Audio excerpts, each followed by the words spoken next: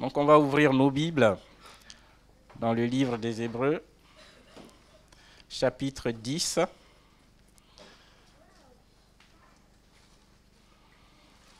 Au verset 5. C'est un verset que on connaît déjà, mais on va le rappeler ce matin.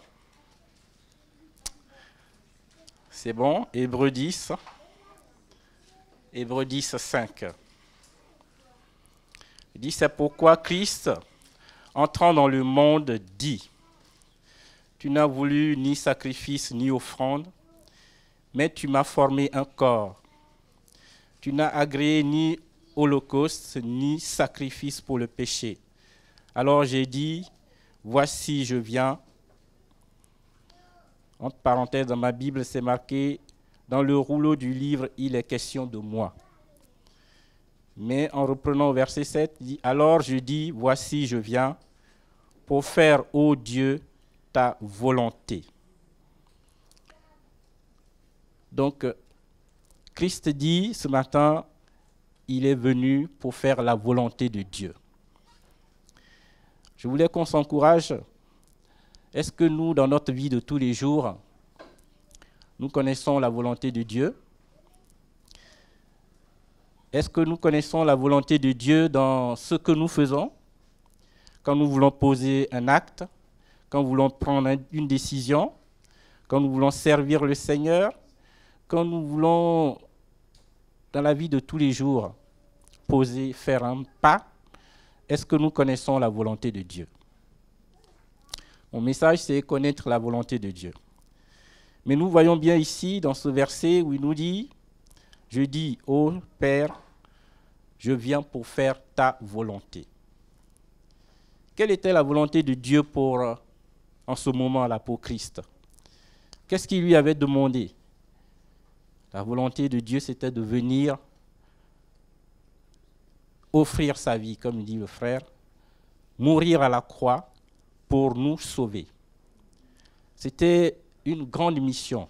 La Bible dit qu'il était Dieu, il était prince, assis auprès de son Père, il n'a pas regardé à tout ça, il est venu. Il est venu pour nous, par amour pour nous. Et ça, c'était la volonté de Dieu.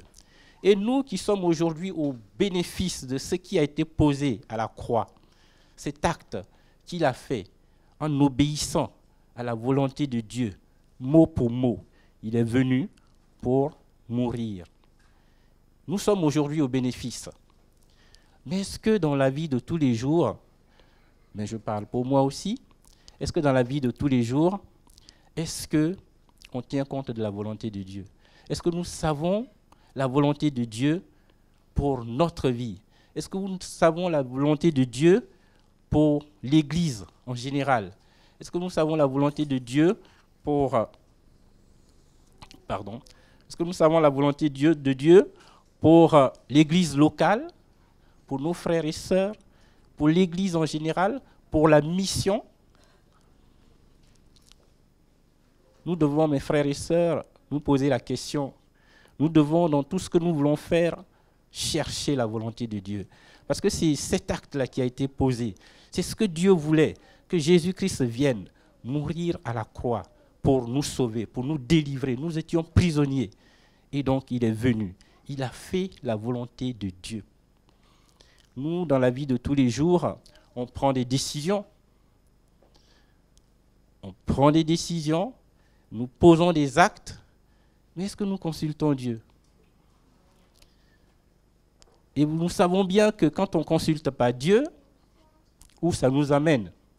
Donc ce matin, je voulais qu'ensemble on puisse, à la lumière de la parole de Dieu, nous rappeler ces choses, parce que je sais que nous le savons déjà. Nous le savons déjà, combien nous devons consulter Dieu, combien nous devons faire sa volonté. Et donc, on va lire dans Proverbes 3, 5, 6. Alors ça, c'est vraiment des versets où Dieu nous parle, nous rappelle ces choses-là. Il dit, à partir du verset 5, Proverbe 3, Il dit, confie-toi en l'Éternel de tout ton cœur. Se confier en l'Éternel de tout notre cœur. Dans notre vie de tous les jours, il faut qu'on puisse se confier à l'Éternel de tout notre cœur. C'est vraiment un conseil. Les proverbes, c'est vraiment des conseils, c'est vraiment des maximes, comme on dit, selon lesquelles Dieu nous appelle à marcher. Confie-toi en l'Éternel de tout ton cœur et ne t'appuie pas sur ta sagesse. Tous les jours, nous nous appuyons beaucoup sur notre sagesse et ça nous amène loin de Dieu. Mais Dieu dit, ne t'appuie pas sur ta sagesse. Parce qu'on n'est pas suffisamment sage.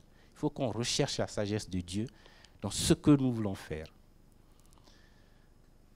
Au verset 6, il dit, reconnais-le dans toutes tes voies et il aplanira tes sentiers. Reconnais-le. Je disais tout à l'heure, connaître la volonté de Dieu. Reconnaître Dieu dans toutes nos voies, dans tout ce que nous faisons. Il faut que nous puissions connaître quelle est la volonté de Dieu. C'est ce que ce verset nous dit. Reconnais-le dans toutes tes voies et il aplanira tes sentiers. Aplanir, ça veut dire quoi? Ça veut dire rendre facile, ça veut dire rendre sûr, parce que c'est fait par Dieu. Donc si Dieu aplanit notre chemin parce que nous l'avons consulté, la Bible nous dit que tout là où nous allons, la voie sera libre. Il n'y aura pas d'opposition. Il y aura certainement de l'opposition, mais ça aussi, c'est pour nous faire grandir. Mais quoi qu'il arrive, si nous n'obtenons pas la chose, c'est parce que ce n'est pas la volonté de Dieu. Mais si c'est la volonté de Dieu, étant donné que nous l'avons consulté, d'ailleurs, si nous l'avons consulté, qu'il nous a dit oui, c'est qu'on aura gain de cause.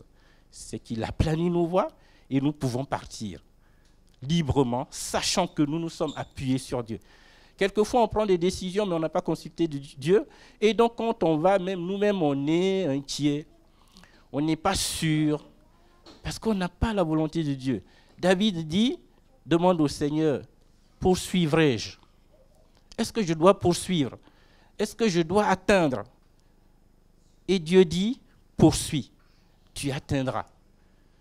Ça, c'est ce que Dieu nous appelle à faire. Il nous appelle à le consulter, à demander son avis, à connaître sa volonté dans ce que nous voulons faire. Et là, il nous dit, va. C'est lui qui a plani nos chemins, nos voies. Mais il faut qu'on puisse le reconnaître. Il y a pas, mes frères et sœurs, il n'y a pas de décision qu'on puisse prendre dans laquelle on puisse mettre Dieu à l'écart. Il n'y a pas. Dans toutes les décisions que nous prenons, nous devons associer Dieu. Parce que c'est lui notre créateur, il nous connaît. Et il a prévu, la Bible dit qu'il a un plan pour nous. Donc si nous ne consultons pas, si nous ne prenons pas le temps de lui demander sa volonté dans ce que nous voulons faire, ben nous ne sommes simplement pas dans son plan. À moins que, par coïncidence, mais il n'y a pas de coïncidence avec Dieu. Il nous a délivrés, il nous a créés, il a un plan pour nous. Et donc, tout ce que nous allons poser comme acte, Dieu a prévu. C'est pour ça qu'il nous arrive de faire des choses où on échoue lamentablement, parce que ce n'est pas dans le plan de Dieu. Alors que si nous avions consulté Dieu, il nous aurait dit, ne va pas. Comme David, il est arrivé dans le livre de Samuel, après qu'il soit parti à la guerre, derrière lui, des gens sont venus enlever, les Philistins sont venus enlever tout le village, les femmes, les enfants, tous, ils sont partis avec tous. Quand il est venu, il a pleuré comme un enfant, et il s'est relevé, il a demandé, Seigneur, est-ce que je dois poursuivre? Mais nous, qu'est-ce qu'on aurait fait? On est venu, tu arrives à ta maison, et sans dessus-dessous, ils ont emmené ta femme, tes enfants, tout. Tu prends ton arme, tu prends ton fusil, tout ce que tu as, et puis tu cours derrière. Mais lui, il a pleuré. Il a montré là qu'il a été touché par ce qui a été posé comme acte. Mais il prend quand même le temps de demander à Dieu, est-ce que je dois poursuivre? est-ce que je dois atteindre? Est-ce que je vais atteindre si je poursuis? Dieu lui dit, vas-y. C'est ce que Dieu nous appelle à faire, mes frères et sœurs. La Bible dit au psaume 37, il dit, recommande ton sort à l'Éternel. Mets en lui ta confiance et il agira. Hein, psaume 37, verset 5. Voilà, si vous voulez chercher, mais voilà, je vous le lis rapidement. Recommande ton sort à l'Éternel, mets en lui ta confiance et il agira. Si tu recommandes ton sort à l'Éternel, mes frères, c'est un acte de foi que tu poses. Tu le mets à sa place, le Seigneur. Tu dis qu'il est Dieu, il est ton Dieu, il est ton Seigneur, et que dans cette situation, tu recommandes la situation. C'est comme si tu engageais un peu la responsabilité de Dieu dans cette situation qui te concerne. Pour dire, Seigneur, voilà la situation qui me concerne, vas-y, je te la recommande. Moi, j'attends ta direction, la direction de l'Esprit. Guide-moi. Ce n'est pas que tu croises les bras, mais c'est le Seigneur qui va te guider. C'est lui qui va te permettre de dire, qui va te dire, vas-y, n'y va pas, vas-y. Donc, recommande ton sort à l'Éternel, mets en lui ta confiance et il agira. J'aimerais qu'on regarde un peu l'exemple d'Isaac, quand Abraham veut lui prendre une épouse. Je prends l'exemple du mariage parce que le mariage après la conversion, c'est une grande étape. Quand on est né de nouveau, le mariage, c'est une très très grande étape dans la vie d'un chrétien. Et on va lire dans le livre de Genèse.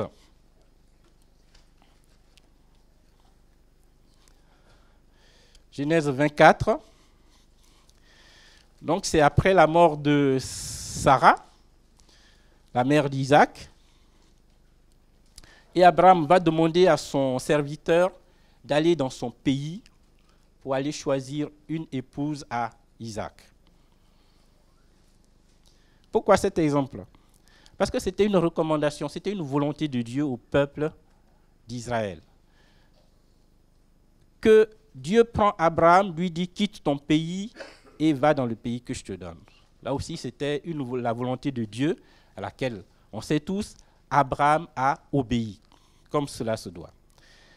Mais dans ça, il lui dit aussi, dans le pays que je t'envoie, tu ne prendras pas les filles de ce pays pour tes enfants, pour tes fils. Donc au moment, et cette parole, Abraham l'avait dans son cœur. Jusqu'à ce que Isaac naisse, on sait que Isaac n'est pas né très très très tôt par rapport à la promesse que Dieu lui avait faite. Donc il a attendu longtemps, mais cette parole était dans son cœur, il ne l'a pas oubliée. Et quand Isaac est arrivé en âge de se marier, il appelle son serviteur, va dans mon pays, prends une femme là-bas. Donc on va lire Genèse 24. Alors, à partir du premier verset, on ne va pas tout lire, mais on va lire les versets importants. Abraham était vieux, avancé en âge, et l'Éternel avait béni Abraham en toutes choses. Abraham dit à son serviteur, le plus ancien de sa maison, l'intendant de tous ses biens, mais je te prie, ta main sous ma cuisse, et je te ferai jurer par l'Éternel, le Dieu du ciel et le Dieu de la terre, de ne pas prendre pour mon fils une femme parmi les filles des Cananéens, au milieu desquels j'habite, mais d'aller dans mon pays et dans ma patrie prendre une femme pour mon fils Isaac. Donc voilà, il fait jurer son serviteur, et ce n'est pas n'importe qui, le plus ancien, l'intendant de tous ses biens. Il prend bien quelqu'un en qui il a confiance. Parce que pour lui, c'est important que son fils ne prenne pas de femme parmi les Cananéens, parmi les filles des Cananéens où il habite. mais dans sa patrie, parce que c'était une recommandation, c'était une volonté de Dieu. Vous savez, quand le plan de Dieu doit s'accomplir, ben, il y a plusieurs étapes. Et dans ces étapes-là, chaque fois, Dieu a une volonté. Et si elle n'est pas faite à un moment donné, c'est comme si ça casse le maillon. Mais Dieu, il a toujours moyen de prendre quelqu'un d'autre. Mais le maillon sera cassé par toi. Donc, Abraham, il avait cette parole dans son cœur et il va envoyer son serviteur. Mais la suite est très intéressante dans la mesure où le serviteur, lui, il n'a pas cette parole-là. Lui, ce n'est pas lui qui a reçu cette parole. Donc, quand Abraham lui expose la chose pour lui dire « va dans mon pays », il doit se poser la question « mais comment ça se fait ? On est dans un pays, il y a des filles, comment se fait-il qu'on doit partir ? Je dois partir jusque là-bas. » Parce que lui, il n'a pas la promesse. Il n'a pas la parole de Dieu. Abraham, lui, il a la parole. Il y a deux individus. Et nous, on est souvent comme ça. Vous savez, quand on ne connaît pas la parole, c'est pourquoi qu'on doit lire la parole de Dieu, on doit la posséder. C'est comme ça qu'on peut savoir quelle est la volonté de Dieu. Deux individus. Abraham connaissait la volonté de Dieu pour le mariage de ses enfants, mais le serviteur, lui, il ne connaissait pas cette volonté de Dieu. Donc lui, il s'étonne un peu. Nous aussi, on doit connaître la volonté de notre Père, mes frères et sœurs. Et pour ça, on doit lire sa parole. On doit connaître sa parole.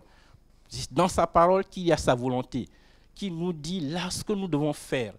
Un jeune homme veut se marier, une jeune fille veut se marier. La Bible dit, Dieu dit, c'est dans sa maison. Ce n'est pas dehors. Hein, la jeune fille ou le jeune homme avec qui tu prends le bus tous les matins, mais qui ne connaît pas Dieu, la Bible dit non. Dieu dit ce n'est pas lui, ce n'est pas elle. C'est dans la maison de Dieu. La voisine qui est gentille, le voisin qui est gentil, la Bible dit non. C'est dans la maison de Dieu. Il y a une raison à cela. Quelqu'un qui connaît déjà Dieu, on peut toujours... il y a des exceptions, je ne dis pas non. Il y a des exceptions. On peut toujours dire, bon, après, je l'amène à l'église, on verra bien. Mais la Bible dit, et ça peut bien se passer. Mais la Bible dit, la volonté de Dieu, dans cette histoire, c'est pas d'étrangère. Va dans ton pays. Et c'est ce que Abraham fait. Donc, Abraham va envoyer son serviteur. Verset 5, il dit, le serviteur lui répondit, peut-être la femme ne voudra-t-elle pas me suivre dans ce pays? Devrais-je mener ton fils dans le pays d'où tu es sorti? Comme je disais tout à l'heure, deux individus, Abraham qui a la volonté de Dieu et le serviteur qui ne l'a pas. Et voilà la question qu'il pose, elle reflète, elle dit tout. Et si la femme refuse de me suivre? C'est vrai, c'est dans un pays lointain. Moi, je vais partir, je vais trouver certainement une femme. Mais si elle refuse de me suivre, qu'est-ce que je fais? Parce qu'il n'avait pas la parole de Dieu. Il n'avait pas la volonté de Dieu. Quand Dieu dit « va », c'est qu'il va accomplir, il n'y aura pas d'obstacle. Même s'il y a des obstacles, mais tu vas les surmonter. Donc Abraham, qui avait la promesse, qui avait la volonté de Dieu, qui connaissait son Dieu, d'ailleurs on va le voir, la réponse d'Abraham tout à l'heure, il sait que s'il accomplit la volonté de Dieu, ça va certainement marcher, il n'y a pas de doute. Donc il l'envoie. Et le serviteur, lui, il ne connaît pas. Nous, on est comme ça. Puisqu'on ne connaît pas très bien la parole de Dieu, quand on est dans des situations, on doute de la parole de Dieu. Et même le diable va venir nous souffler le contraire de la parole de Dieu et nous, on va obéir. Mais si on connaît la parole de Dieu, on va dire non. Jésus dit, il est écrit. C'est pas ce que tu dis, c'est pas ça. Il est écrit. Parce qu'il connaissait la parole de Dieu. Donc nous, si on connaît la parole de Dieu,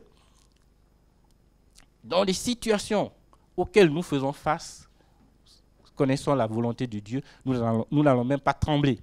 Nous allons être sûrs parce que c'est Dieu qui nous assure ça. C'est Dieu qui dit fais-le ou ne le fais pas.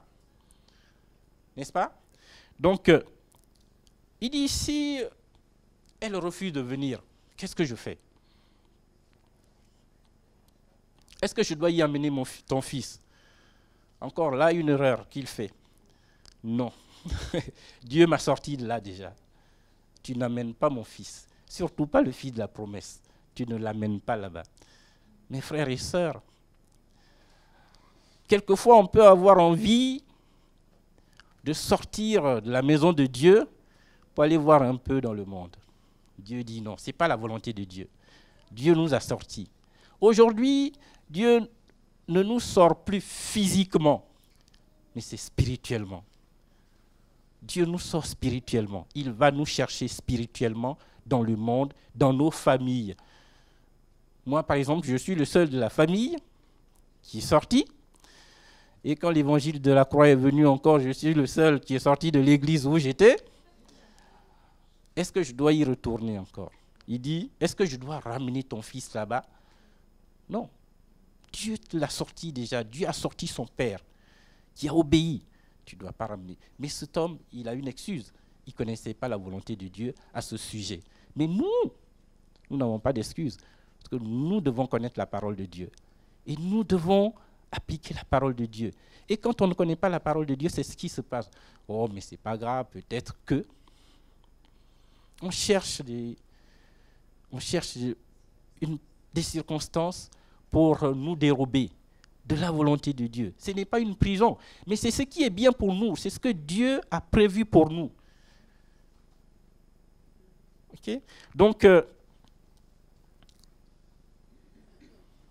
Abraham, et là, la réponse d'Abraham, elle est catégorique. Abraham lui répondit, verset 6, « Garde-toi d'y mener mon fils. » Garde-toi d'y mener mon fils. Gardons-nous, mes frères et sœurs, de jouer avec le feu. Gardons-nous d'aller là où Dieu nous a sortis pour dire que je suis fort, oh, je connais l'évangile maintenant, je suis suffisamment mature et donc je peux aller flirter avec le diable, avec le monde. Non, mes frères. Je peux vous assurer que le diable, il est beaucoup, beaucoup, beaucoup plus puissant que nous. Il est beaucoup, beaucoup plus rusé que nous. Et si nous n'avons pas, nous ne sommes pas dans cette volonté de Dieu, nous n'avons pas la protection de Dieu sur nous, eh ben nous sommes une vraie victime. Nous ne sommes même rien devant lui. On doit se garder. Comme dit Abraham, garde-toi d'y mener mon fils. Et il dit là, il dit, au verset 7, l'Éternel, le Dieu du ciel, qui m'a fait sortir de la maison de mon père et de ma patrie, qui m'a parlé et qui m'a juré en disant, je donnerai ce pays à ta postérité, lui-même enverra son ange devant toi. Et c'est de là que tu prendras une femme pour mon fils. Donc voilà qui se rappelle cette parole de Dieu que Dieu lui a donnée, cette parole que nous avons besoin de connaître. Qu'est-ce que Dieu a dit à ton sujet? Eh bien, qu'est-ce que tu lis dans ta Bible? Quand tu lis ta Bible, qu'est-ce qu'elle te dit? Il dit, garde-toi d'y mener mon fils. Mais le Dieu qui m'a parlé, il dit, Dieu lui a parlé et il lui a juré. N'est-ce pas? Il lui a parlé, il lui a juré. C'est lui qui le fera. C'est lui, il enverra un ange devant toi. N'emmène pas mon fils là-bas. Et va, tu trouveras ce que je te demande, tu trouveras une femme pour mon fils. Donc c'est vraiment, Dieu nous a parlé, n'est-ce pas, à un moment donné de notre vie, mes frères. Quand nous sommes nés de nouveau, Dieu nous a parlé, on a reçu la parole, on lit la parole, Dieu nous parle. Et la Bible dit que tout ce que Dieu dit, finalement, c'est, comme il dit là, il m'a juré. Tout ce que Dieu nous dit, c'est comme s'il nous l'avait juré aussi. Parce que la Bible dit que Dieu ne revient pas sur ta parole, non? Donc s'il ne revient pas sur sa parole, c'est qu'il nous l'a juré. Habakkuk dit, si la promesse tarde, attends-la. Que dit la parole de Dieu à ton sujet? Quelle est la volonté? Dans ce que tu veux faire, la décision, l'acte que tu veux poser, cherche la volonté de Dieu. Rentre dans la parole de Dieu, rentre dans la prière et cherche la parole de Dieu. Donc ici, on a deux individus. Nous, forcément, parce qu'on ne connaît pas suffisamment la parole de Dieu, et puis Abraham qui connaissait la parole de Dieu, qui savait ce que Dieu voulait, ce que Dieu lui avait dit, et qui s'appuie dessus. Et il met Dieu, comment dire ça? Comment? Voilà, il met Dieu, finalement, il lui dit, c'est lui qui le fera. Il t'enverra un ange devant toi.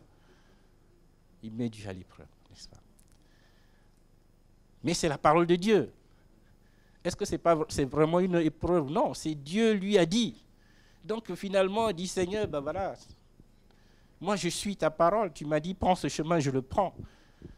Et tu vas le faire. Donc quand le serviteur va partir finalement, bon, bien sûr, il va trouver cette femme et tout va se passer comme Dieu avait dit. Parce qu'il a pris le chemin. Parce qu'il est dans la volonté de Dieu en allant dans son pays pour prendre une femme pour son épouse. Mes frères et sœurs, cet exemple doit nous inspirer. Dans ce que nous faisons, dans les décisions que nous voulons prendre, même si tout est contraire, même si c'est difficile, comme dans cette situation-là, partir jusque dans un pays lointain, le serviteur ne lui connaissait pas, partir jusque dans un pays lointain pour chercher une femme, alors qu'il y a beaucoup de femmes autour de nous ici. Il y va, il ne connaît personne, et quand vous lisez la suite, vous allez voir combien il était inquiet, ce serviteur-là, inquiet, jusqu'à ce qu'il tombe sur cette fille-là, et il dit même, voilà, il dit à Dieu, si je dis ça, la fille à qui je parlerai, qui va me servir, ceci, cela, ça, c'est ça. Et ça se passe exactement comme il a dit. Parce que c'était la volonté de Dieu, tout simplement. Et donc, ça va se passer exactement, et il va ramener cette fille. Il y a beaucoup de gens, mes frères et sœurs, qui ont obéi à la parole de Dieu, et nous devons faire pareil. On n'est pas différents, en fait. Et Dieu n'a pas changé. Nous aussi, dans ce que nous voulons faire, nous devons obéir à la volonté de Dieu, connaître la volonté de Dieu. Ça veut dire connaître sa parole. Et c'est vraiment important dans toutes les décisions que nous voulons prendre, de connaître la parole de Dieu.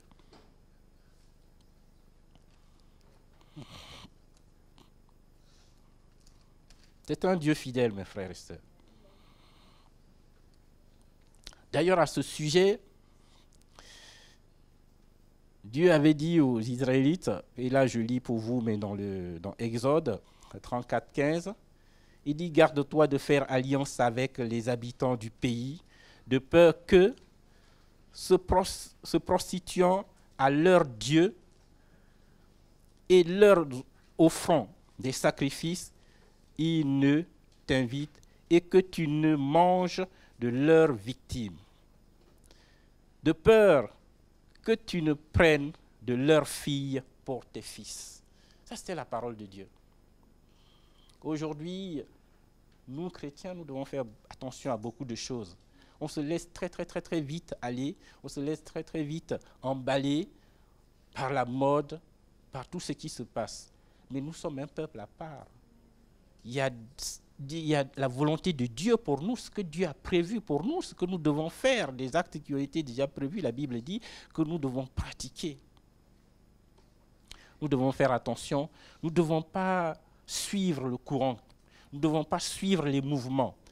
Nous devons chercher quelle est la volonté de Dieu pour nous.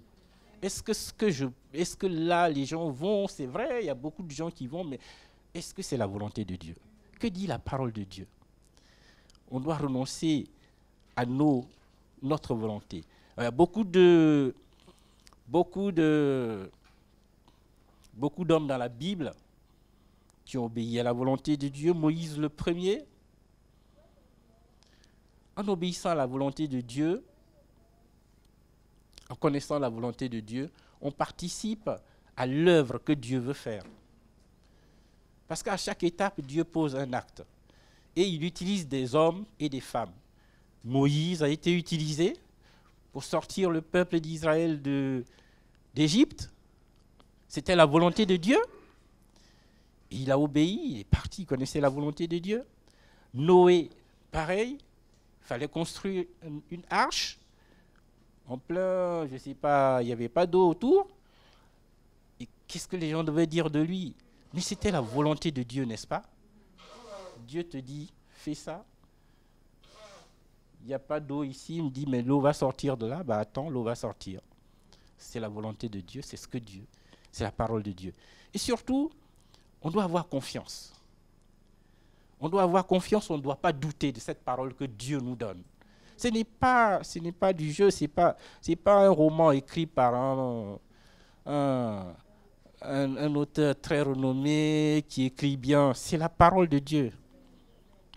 Donc ce qui est dedans, quand nous l'avons, nous devons nous y conformer. Donc Noé aussi a dû obéir, parce que Dieu voulait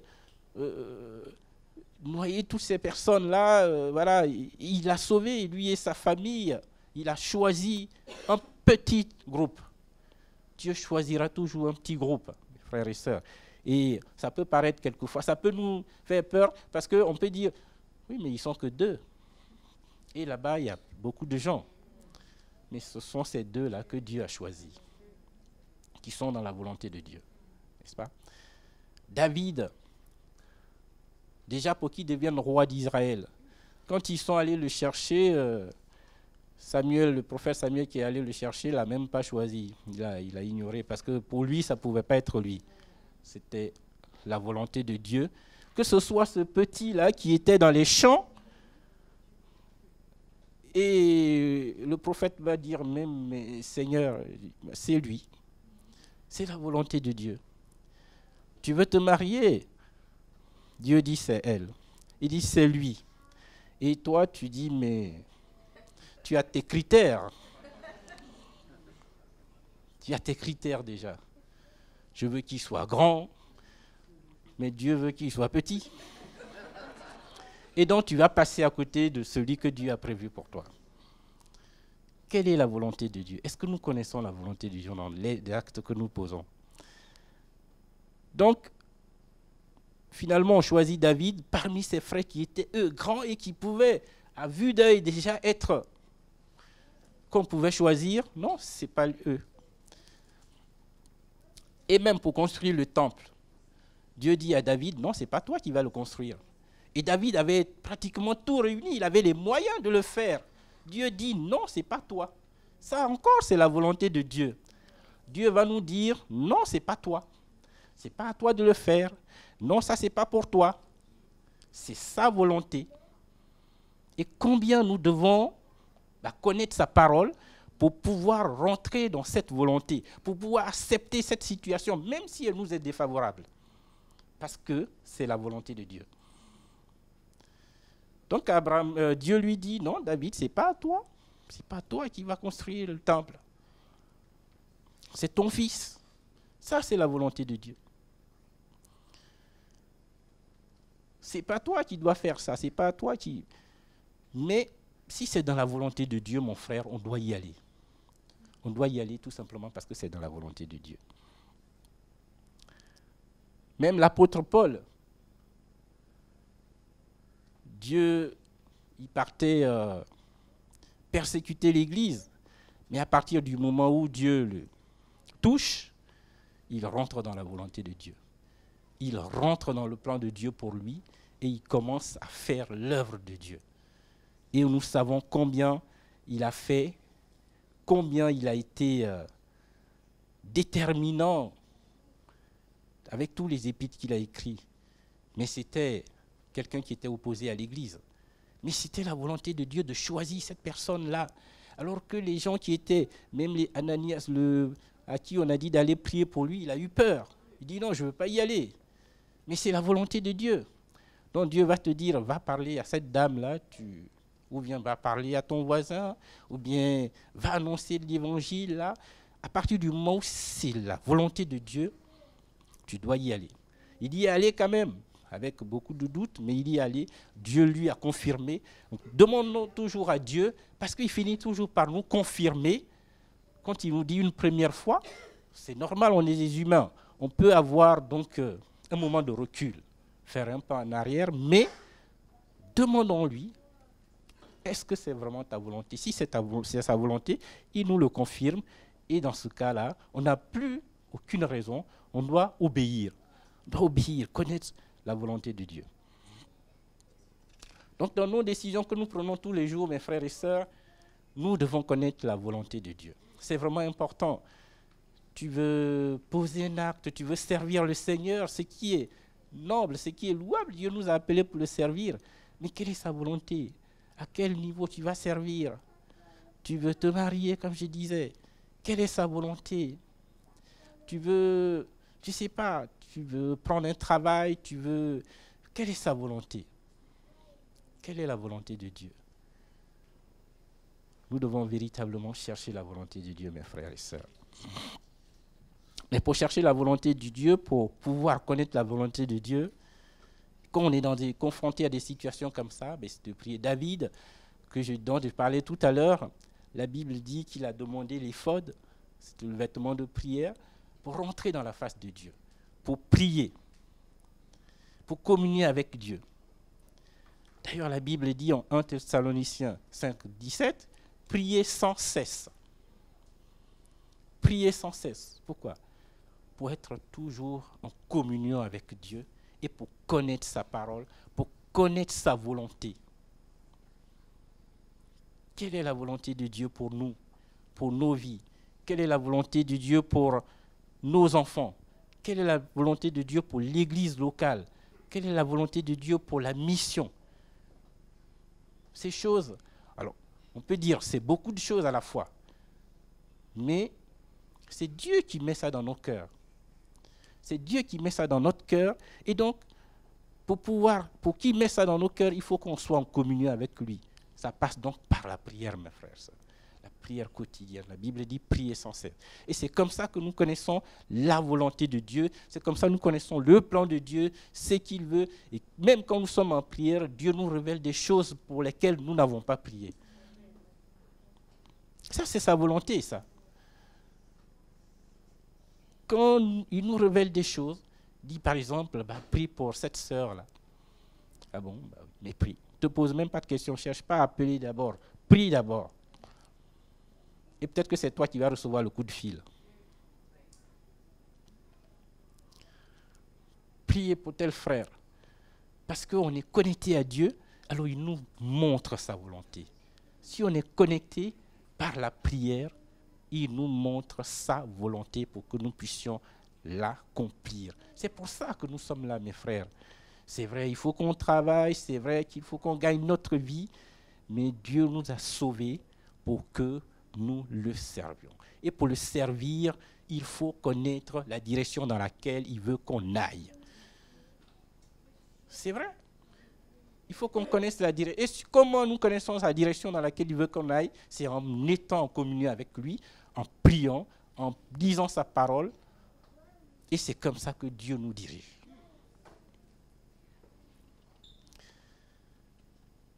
Prier, c'est vrai, mais avoir confiance aussi et être patient. Le temps de Dieu n'est pas notre temps. Il faut être patient. Il ne faut pas dire j'ai prié et donc maintenant, Seigneur, descends. Tu as prié et tu laisses le Seigneur faire. Ce n'est pas toi qui commandes, c'est Dieu qui commande et c'est Dieu qui fait les choses en son temps. Donc on a besoin, mes frères et sœurs, de s'armer de patience. De patience dans notre vie chrétienne. Si on n'a pas de patience, on est vraiment mal. La Bible dit, si quelqu'un manque de patience, qu'il la demande. Donc demandons la patience. Demandons la patience afin que nous soyons patients, afin que notre cœur ne soit pas, je ne sais pas, pressé, envier des choses, on veut tout de suite avoir. Donc ça, c'est le monde, ça, mes frères et sœurs. Dans le monde, ils veulent tout de suite, il y a un iPhone 6 qui est sorti, je veux l'avoir. Il y a un habit qui est sorti, je veux l'avoir. Il y a telle voiture qui est sortie, je veux l'avoir. Et à force, les gens, les crédits sur les crédits, les crédits sur les crédits. Mais nous devons avoir la patience et attendre la direction de Dieu. Et c'est Dieu qui nous parle, qui nous dit, vas-y. Et quand on a le feu vert de Dieu, on y va avec la paix dans le cœur. Parce que quelquefois, comme je disais, on pose des actes et nous-mêmes, on n'est même pas certains. On n'est même pas certain qu'on doive le faire. Et on les pose quand même. Mais qu'est-ce qui nous pousse à poser un acte dont on n'est même pas certain, on n'est même pas sûr qu'on a droit de le faire? Mais pourquoi le faisons-nous? Parce que nous ne sommes pas fondés, parce que nous ne connaissons pas la volonté de Dieu dans cette affaire-là. Et donc, nous devons connaître la volonté de Dieu, mes frères et sœurs. La Bible dit, donc, psaume 119, 105, il dit, ta parole est une lampe à mes pieds, n'est-ce pas? Ta parole est une lampe à mes pieds. Et c'est selon cette lampe, cette parole, que nous nous dirigeons. Nous ne pouvons pas faire autrement. C'est comme si nous sommes nous sommes entourés d'obscurité. Vous savez, en Afrique, là où je viens, il y a des endroits où il n'y a aucune lumière d'ailleurs. C'est que le soleil ou la lune. Voilà. Le jour, c'est le soleil. Et la nuit, c'est pendant, comment on dit, la pleine lune. Voilà, c'est la lune qui est la lumière. Il y a des petites lampes, mais voilà. Et donc, quand tu marches vraiment dans la nuit et que tu as une petite lampe, elle est vraiment très, très, très précieuse.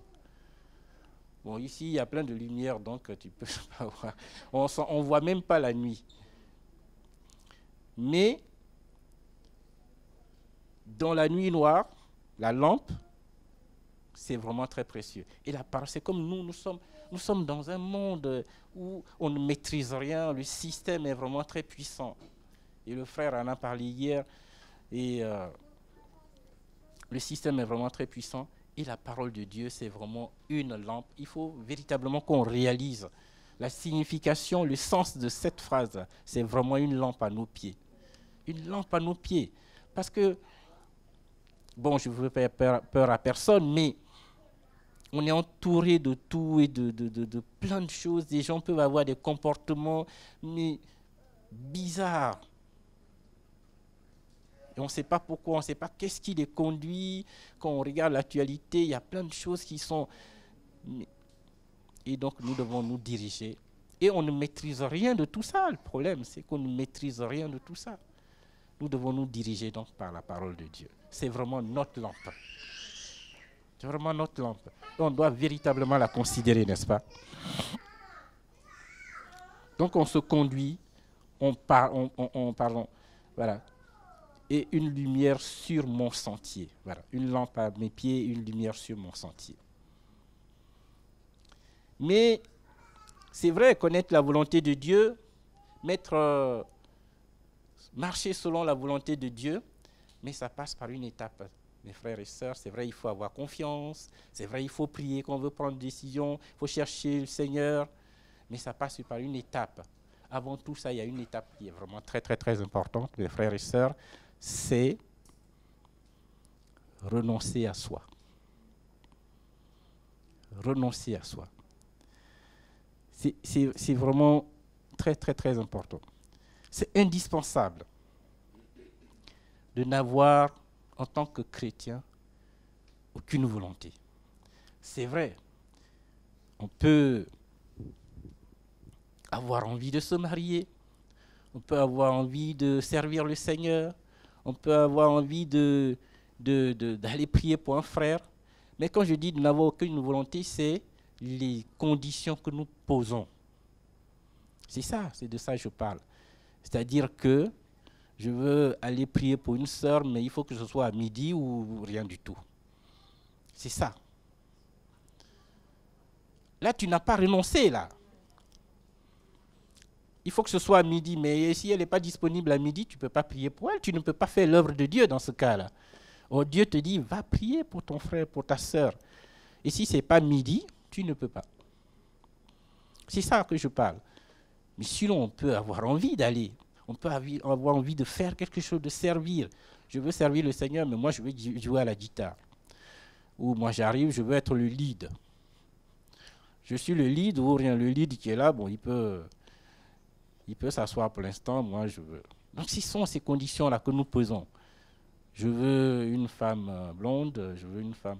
Moi, mon pasteur, mon tout premier pasteur, il m'avait demandé, jeune homme dans l'église, il m'a vu en âge de se marier, il m'avait appelé, il m'a dit, mais toi, comment? J'ai dit, comment il dit, et à propos du mariage, tu veux te marier ou pas? Je dis, bah oui, bien sûr, je veux me marier. Il dit, bon, parce que c'est une bonne chose, on va prier pour toi. Je dis, très bien, on va prier pour moi. Il dit, mais sinon, quels sont tes critères? Je dis, j'ai pas compris. Alors que je ne connaissais pas encore Dieu. Hein. J'ai dit, mais j'ai pas compris là, pasteur. Qu'est-ce que tu veux une blanche, tu veux une noire, tu veux grand, tu veux métis, ceci, cela. Je dis, franchement, j'en sais rien. Je prendrai ce que le Seigneur me donne. C'est ça que j'appelle nos conditions. C'est ça que j'appelle qu'on n'a pas renoncé à nous-mêmes. Jésus dit, celui qui veut me suivre, qui prenne sa croix. Qui renonce à lui-même, qui prenne sa croix. N'est-ce pas? Donc, c'est ça. La première condition, la première étape, c'est vraiment de mettre nos critères de côté et dire, Seigneur, me voici, je veux faire ta volonté. Et là, le Seigneur va nous dire, sinon on va voir des obstacles. On va voir nous-mêmes. Ce n'est pas le Seigneur qui mettra des obstacles, c'est nous-mêmes qui allons voir des obstacles dans ce que nous voulons faire parce que tout simplement, nous voulons une voiture rouge. Nous ne voulons pas une voiture qui va nous amener à l'église tous les dimanches. On veut une voiture rouge. Mais le Seigneur veut te donner une voiture pour que tu viennes à l'église, que tu puisses prendre des frères et sœurs en route et les amener à l'église. Et tu penses que ça se fait forcément dans une voiture rouge? Mes frères et sœurs, notre volonté, nos critères doivent être mis de côté quand nous voulons servir le Seigneur, quand nous voulons faire la volonté de Dieu, être dans le plan de Dieu, pour suivre la parole de Dieu, nos critères doivent être mis de côté. Va prier pour une sœur, va prier pour un frère, viens faire ci, viens faire cela. Si tu poses tes conditions, tu ne feras pas, mon frère. Ça, c'est clair, tu ne feras pas, ma sœur.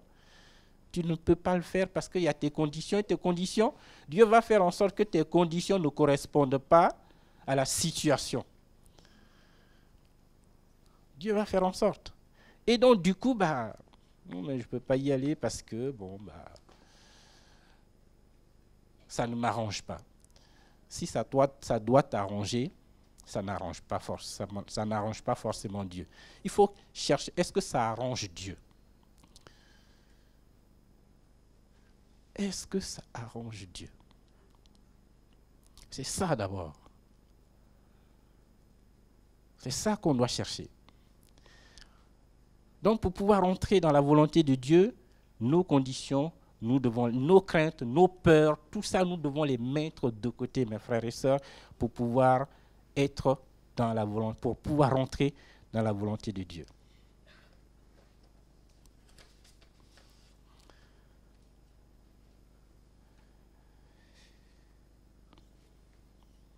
Donc le Seigneur lui-même, comme je disais au début, le Seigneur lui-même, il a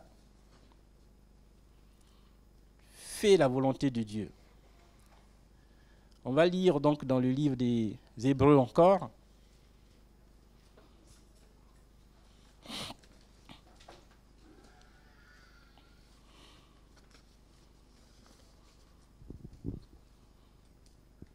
Dans le livre de Matthieu, Matthieu 16, 24, je ne sais pas si on... Matthieu.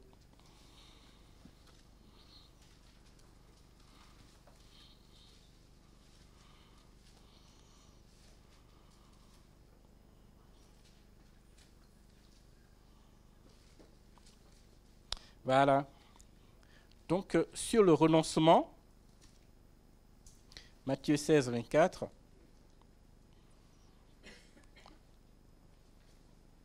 Alors Jésus dit à ses disciples, « Si quelqu'un veut venir après moi, qu'il renonce à lui-même, qu'il se charge de sa croix et qu'il me suive. »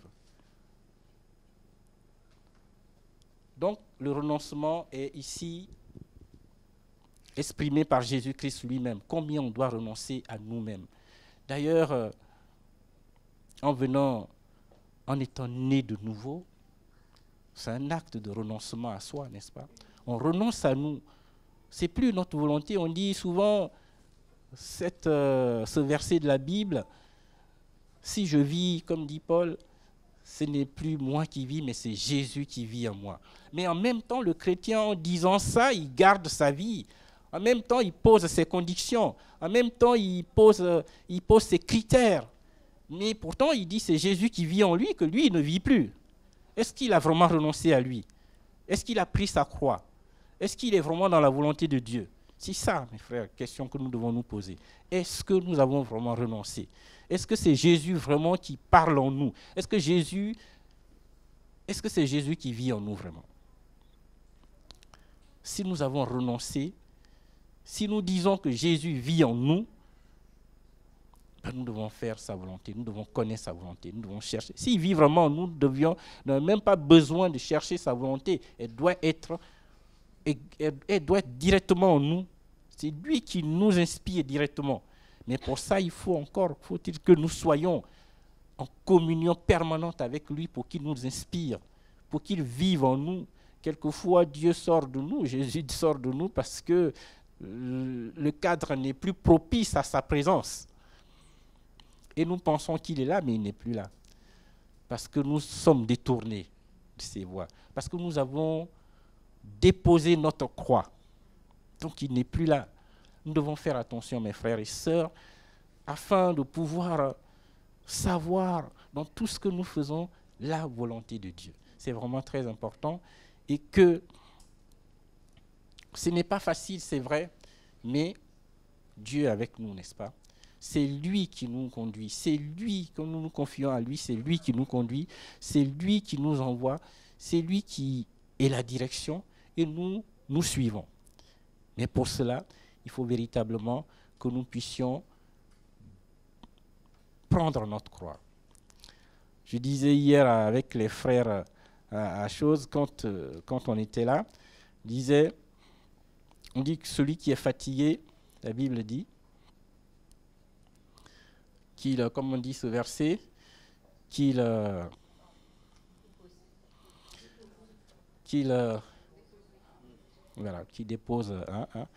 dépose son fardeau. Voilà. Si tu es fatigué, qui est chargé, fatigué, chargé, fatigué. Et je disais hier que il y a un sens.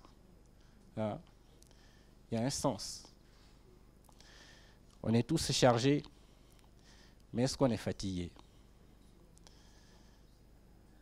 Est-ce qu'on est fatigué? Est-ce qu'on est fatigué de cette routine? Est-ce qu'on est fatigué de faire nous-mêmes nos plans? Est-ce qu'on est fatigué de prendre nous-mêmes les décisions? Est-ce qu'on est fatigué vraiment?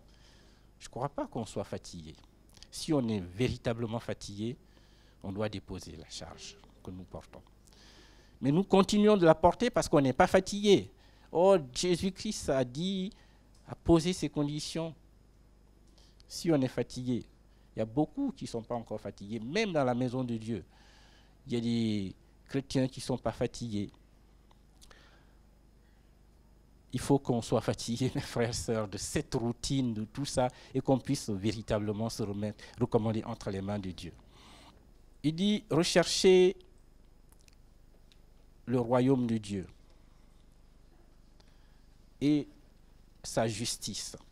Premièrement, rechercher le royaume de Dieu et sa justice. Je voulais qu'on s'attarde un peu dessus. Chercher le royaume de Dieu et sa justice. Qu'est-ce que ça veut dire? Dernièrement, il y avait un frère chez nous, j'avais parlé de ça, il m'a dit, mais qu'est-ce que ça veut dire? Chercher le royaume de Dieu. Chercher le royaume de Dieu, mes frères, c'est quoi? Quand dans le mot royaume, il y a règne. Il faut qu'on cherche le royaume de Dieu, il faut que Jésus-Christ puisse venir régner dans notre vie. Chercher le royaume de Dieu. Dans l'église locale, dans notre vie, dans notre famille, il faut que Dieu puisse régner. C'est chercher le royaume de Dieu d'abord. Il y a deux mots. Déjà chercher, enfin, trois mots. Il y a chercher. Chercher, ça veut dire qu'il y a des efforts qui font. Quand on cherche, on ne croise pas les bras. On soulève, on cherche une clé qu'on a perdue, on soulève, on tire, on regarde dans les tiroirs, tout ça. Donc, le mot rechercher même, ça implique déjà un effort. Quand on cherche quelque chose, on doit faire un effort. Donc, il dit chercher. Donc, on doit chercher. En cherchant où? pas n'importe où, dans la Bible bien sûr. Chercher la volonté de Dieu, le royaume de Dieu, pardon. En lisant sa parole, en nous instruisant, en connaissant ce que Dieu veut, en priant, on cherche le royaume de Dieu afin que Dieu puisse établir son royaume. Quand Dieu établit son royaume dans notre foyer, il y a la santé, il y a la paix, les malades sont guéris. Dans l'église locale, on prie pour nos frères et sœurs. Vraiment, le royaume de Dieu s'établit parce que dans le royaume de Dieu, il n'y a pas de... Il n'y a pas de maladie, il n'y a pas d'infirmité, il n'y a pas de tout ça. Donc, quand Dieu établit son royaume dans notre vie ou dans l'église locale, c'est que les malades sont guéris quand on prie pour eux. Les situations sont débloquées. Dieu vient vraiment établir son royaume dans notre vie. Donc, nous devons d'abord chercher le royaume de Dieu. Sa justice en plus. Sa justice, c'est quoi? C'est l'Esprit de Dieu qui nous conduit. Il nous conduit selon ce que Dieu a prévu, selon la volonté de Dieu. L'Esprit de Dieu nous conduit. Et c'est ça la justice de Dieu. Et donc, quand l'Esprit de Dieu nous conduit, qu'est-ce que ça fait? On ne va plus pouvoir faire des choses qui sont contraires à Dieu. C'est sa justice, n'est-ce pas? On ne va plus pouvoir pécher. On ne va plus pouvoir poser des actes qui ne sont pas dans la volonté de Dieu, puisque c'est l'Esprit de Dieu qui nous conduit. Donc, recherchons sa justice. Recherchons son royaume. La Bible dit que tout le reste nous sera donné par-dessus tout. Mais nous devons rechercher sa justice et son royaume. Nous devons, en tant que chrétiens nés de nouveau, que le royaume de Dieu, nous puissions transporter le royaume de Dieu dans l'église, dans la maison, là où on va, nous puissions transporter ce royaume de Dieu-là. Et c'est comme ça que Dieu nous appelle à faire, parce que là encore, c'est sa volonté. Si nous connaissons donc cette volonté de Dieu qui dit, premièrement, chercher le royaume de Dieu et sa justice, nous allons mettre notre propre volonté de côté. Parce que la première des choses que Dieu nous demande, c'est d'abord de chercher son royaume et sa justice. Et donc, nos priorités, nous allons les mettre de côté. Et c'est comme ça que nous serons dans son plan. Nous serons dans sa volonté. C'est comme ça que nous ferons ce que Dieu nous demande. Et c'est comme ça qu'il agréera ce que nous allons faire. Quand nous posons des actes, parce que nous sommes dans la volonté de Dieu, mais Dieu va forcément agréer les actes que nous posons. Et il va nous exaucer. Mais c'est comme ça que nous devons, mes frères et sœurs, marcher, chercher le royaume de Dieu dans un premier temps.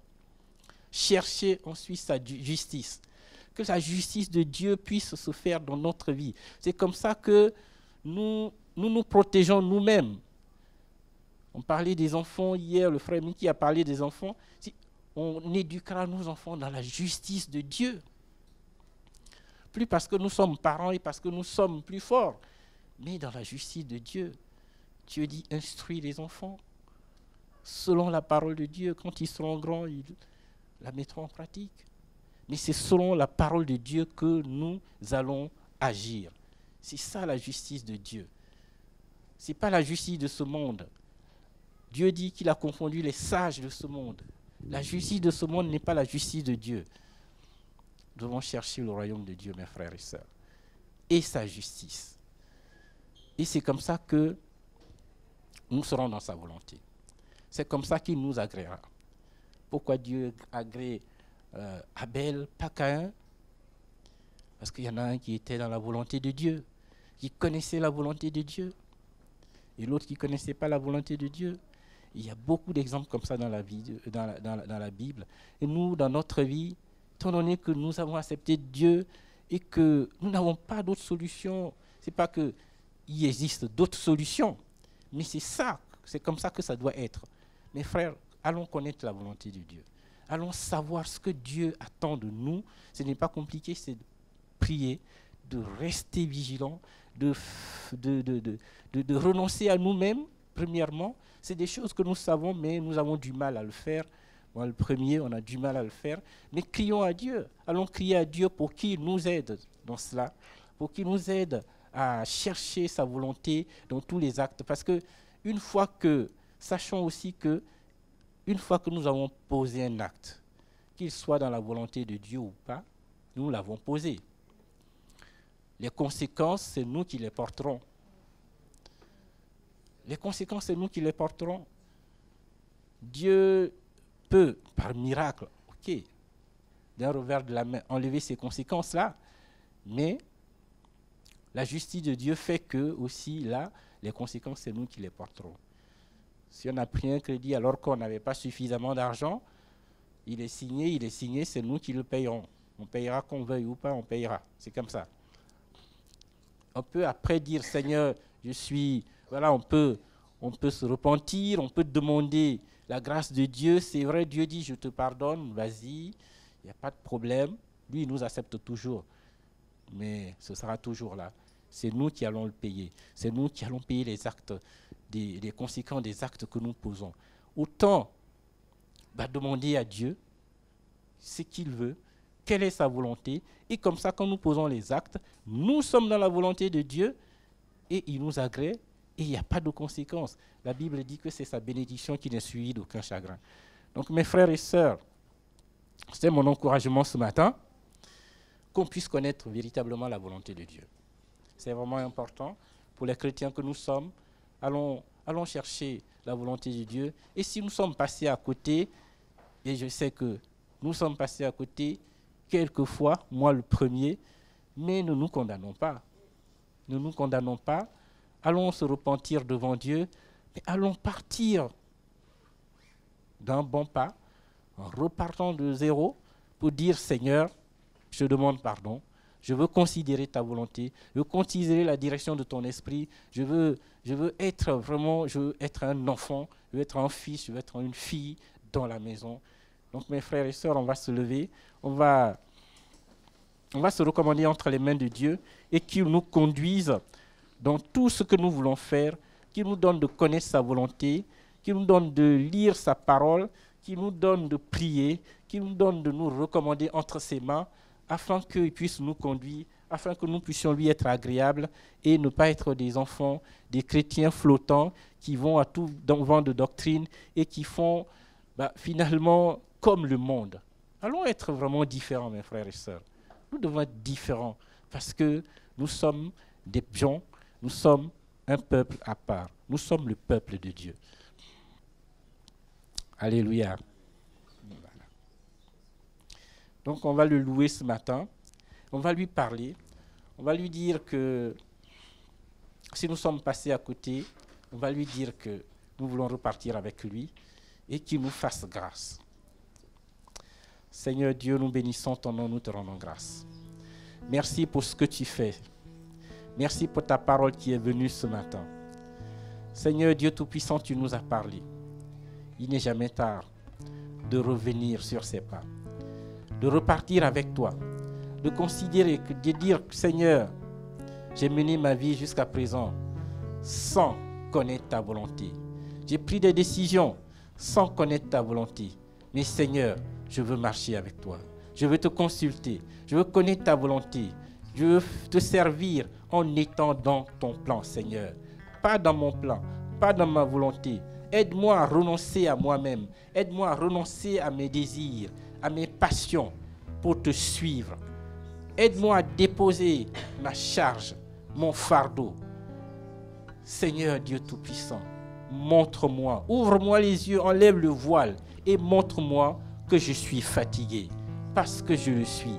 Et donne-moi, Seigneur, de déposer le fardeau que je porte et de prendre ton joug. Parce que la Bible dit que ton joug est un joug léger. Merci, Seigneur. Merci pour ce que tu fais. Prends soin de chacun de nous, Seigneur. Que tu parles ce matin à nos cœurs. Que chacun puisse se confier à toi, Seigneur.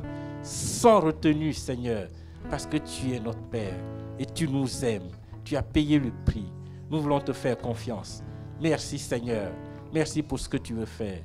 Prends soin de chacun de nous ce matin. Merci pour ce moment, Seigneur. Merci parce que tu guéris les cœurs. Merci parce que tu nous repositionnes. Amen. Merci Seigneur Dieu.